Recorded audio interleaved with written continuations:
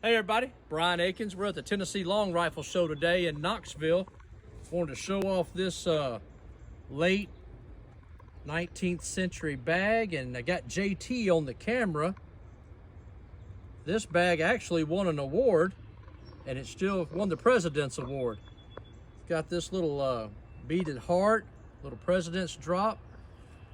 It's probably 1890s. The war is over, I'm pretty sure, when this one was made. But of course, it's all traditionally made, sinew sewn, brain tan hide. Lots of little decorations there. Beaded panel, quill drop, more decorations. I did find one cool item here I want to show off. Check this out. It's a crooked knife.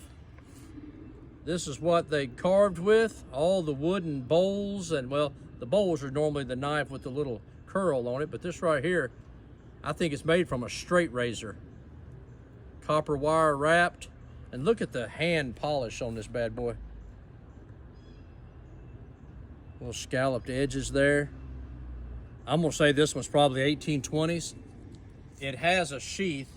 The sheath is old, but the sheath was put with this, I'm going to say probably in the 1870s.